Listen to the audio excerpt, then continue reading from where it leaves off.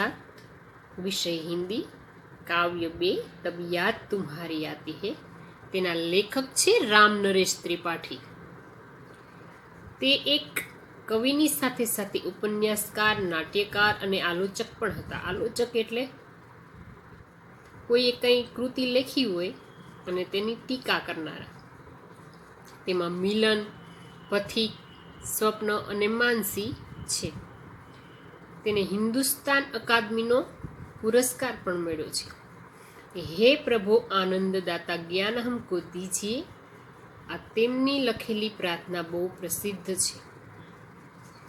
આ કાવ્યમાં સવારનું સુંદર વર્ણન કરવામાં આવ્યું છે।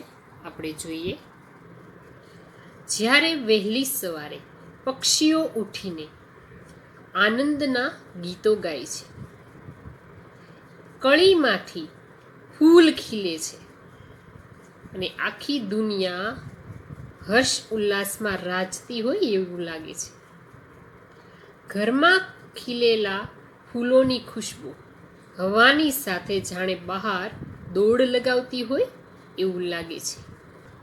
ત્યારે આ આખી દુનિયાનું સર્જન કરનારા પ્રભુ, મને તમારી બહુ યાદ આવે છે। જ્યારે વરસાદ આવે છે, જ્યારે વીજળી ચમકે છે, મેદાનોમાં, જંગલોમાં, બગીચાઓમાં બધે લીલુંછમ થઈ જાય છે, જ્યારે ઠંડી ઠંડી હવા આનંદ અને ઉલ્લાસનો બોજ લઈને આવે છે, ત્યારે હે આ દુનિયાનું સર્જન કરનારા પ્રભુ, તમારી મને ખૂબ જ યાદ આવે છે। કહેવાનો અર્થ એવો છે કે સવારનું વાતાવરણ આહલાદક હોય છે, રમણીય હોય છે। પ્રકૃતિ એટલે ઈશ્વરની બનાવેલી દરેક વસ્તુ, પહાડ, નદી, ઝરણા, વૃક્ષો, મનુષ્ય, બધું જ આનંદમય છે।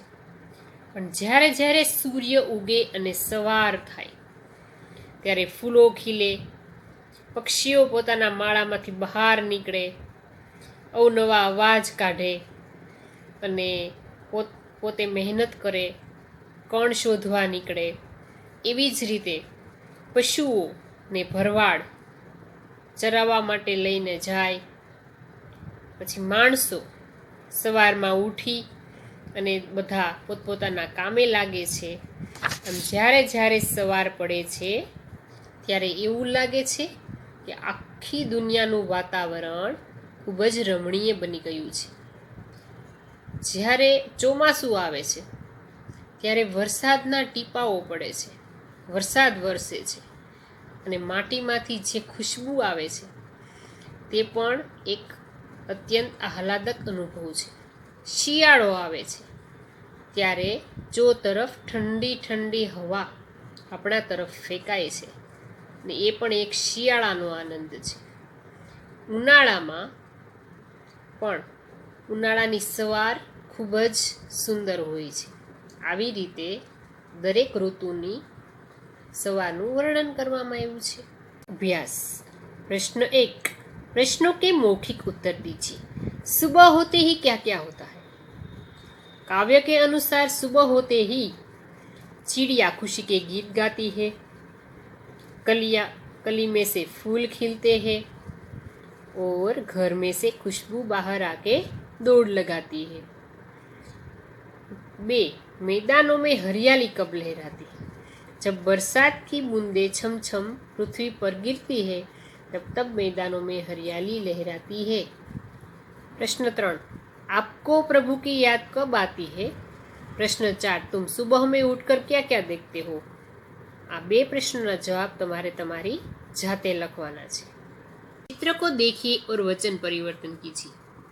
चिड़िया उड़ रही है, बहुवचन चिड़िया। कली नहीं खिली है, कलिया। बूंद गिरती है, बूंद बूंदे। दरवाजे खुले हैं, तो एक दरवाजा। लड़कियां खेल रही है, तो लड़की। इस तरह आपको वाक्य बनाने हैं। प्रश्न 3, शब्दों को उचित क्रम में रखकर अर्थपूर्ण वाक्य बनाइए। તો અહીં એક ફૂલ આપેલું છે અને પાંદડા આપેલા છે. તો બધા જુદા જુદા શબ્દો આડાવડા આપેલા છે, એમાંથી તમારે વાક્ય બનાવવાનું છે. એવી રીતે 3 વાક્ય છે, તમારે શોધી શબ્દો આડાવડા થઈ ગયા છે વ્યવસ્થિત તમારે લખવાના છે. स्वाध्याय प्रश्नों के उत्तर लिखिए. 1.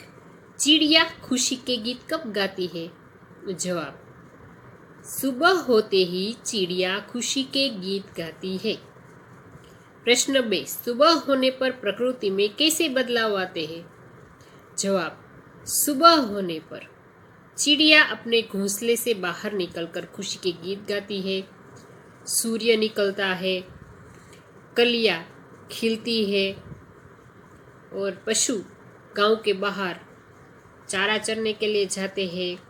मनुष्य उठकर अपने कार्य में लग जाते हैं. प्रश्न 3. पृथ्वी पर हरियाली कब छा जाती है?